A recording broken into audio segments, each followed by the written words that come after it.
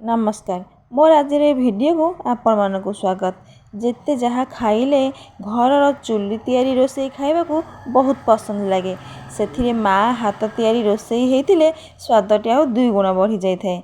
आज रोसई रे मोर रही देसी मटन तरकारी। आज माँ नुहे आज बन दीदी। दीदी मटन रांधि सारे तो शाशु घर को जीव। बापा बजार जाई मटन आणला भितर दीदी मसला प्रस्तुत कर साराणी। मसला हो गला रेडी। मु सब मसला को थाली एमती सजाड़ी नहीं गली चुली पाखक आ दीदी की काम साहाय्य करदेली। दीदी आज तांको अनुसार मटन टी रांधि मटन को किसी समय पे सिझे देइचंदी।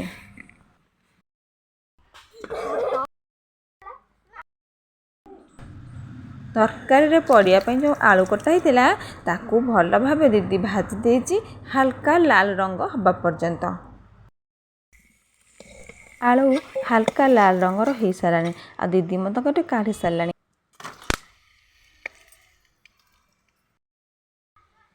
तरकारी जो सब मसला दीदी सजाड़ी रखी ताकू गोटे पर गोटे दे तरकारी आरंभ करदेले।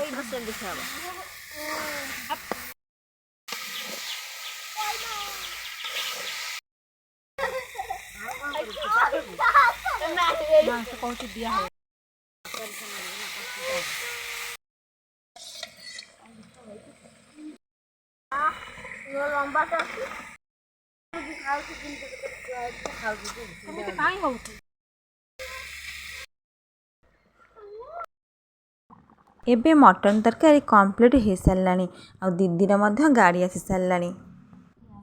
किंतु मार मन कौन रोसई करिछि मो झियो न खाई शाशु घर चली जीव ना सेमती हबनी।